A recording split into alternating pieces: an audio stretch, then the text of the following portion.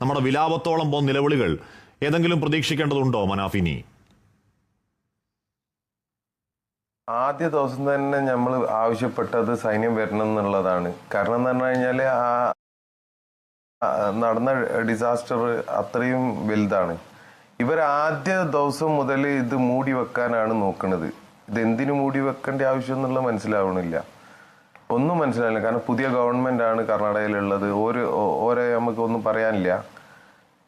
ഇത് ഇപ്പോഴും സത്യം പറയുകയാണെങ്കിൽ നമ്മളെ കാര്യത്തിൽ പിന്നെയും ചെറിയ ശ്രദ്ധ ഉണ്ട്. അവിടെ കുറെ ഗ്രാമവാസികളുണ്ട്, അവർക്ക് ഓരോ ശബ്ദം ആരുമില്ല, അവർക്ക് ഓരോ കാര്യം പറയാന്.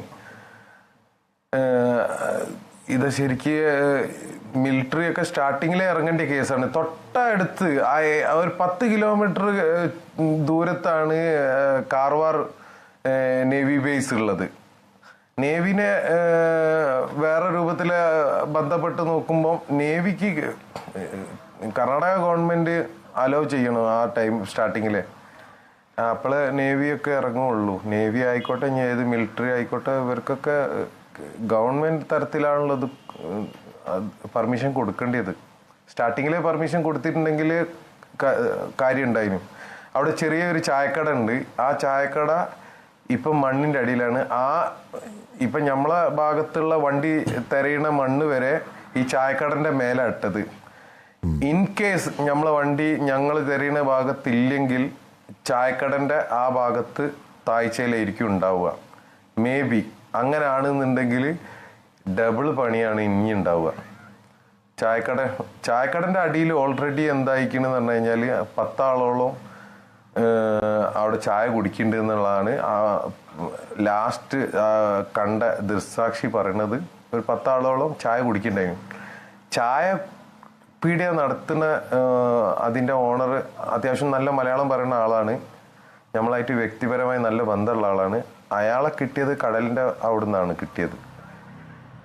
ഓരോ ഫാമിലിനും കിട്ടിയത് വെള്ളത്തിൽ നിന്നാണ് കിട്ടിയത്. പക്ഷെ ചായ കുടിക്കുമ്പോൾ 10 ആളോളം അവിടെ ഉണ്ടായിനി എന്നുള്ളത് പല ആൾക്കാരും, ഇവിടുത്തെ നാട്ടിലെ ഡ്രൈവർമാരും മറ്റുള്ളവരും രക്ഷപ്പെട്ടവരും പറയുന്നുണ്ട്. ഓരോ കാര്യത്തിലൊന്നും ഒരു ഇതായിട്ടില്ല.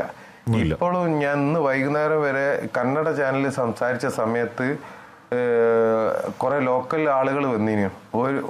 ഞാൻ കുറച്ച് ദേഷ്യത്തിലായി പോയി സംസാരിച്ചത്. ആ സംസാരത്തിന്റെ സമയത്ത് ഒരു വന്ന് പറഞ്ഞു നമ്മളെ കാര്യം കൂടി എങ്ങനെയെങ്കിലും ഒന്ന് പറയണം എന്ന് പറഞ്ഞു. കാരണം എന്ന് പറഞ്ഞാൽ പാവത്തുങ്ങൾ റെഡിയായി നിൽക്കുകയാണ് സാറേ. ഓരോ ആളുകളെ ഡെഡ് ബോഡി കൊണ്ടുപോകാൻ റെഡിയായി നിൽക്കുകയാണ്.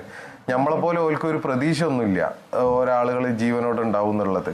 എപ്പോഴാണോ കിട്ടുന്നത് അപ്പൊ കൊണ്ടുപോകാന്നുള്ളൂ. ഈ പാവത്തുങ്ങൾക്ക് ഒരു 5 ലക്ഷം റുപ്യ സർക്കാർ പ്രഖ്യാപിച്ചത്, അതും വാങ്ങിയിട്ട് വീട്ടിൽ പോകാന്നുള്ള പരിപാടി മാത്രമേ ഉള്ളൂ. തുടക്കം മുതൽ തുടങ്ങുന്ന ഇഴയൽ രീതി ഇന്നലെയോടെ സജീവമായെന്ന് പ്രതീക്ഷിച്ചെങ്കിലും ഒന്നും സംഭവിച്ചിട്ടില്ല. ഏതാണ്ട് അതേ മട്ടിൽ അങ്ങനെ പോവാണ്. ഒറ്റ പ്രാർത്ഥനയുള്ളൂ, ദൈവമേ അർജുനൊപ്പം ഉണ്ടാകണേ.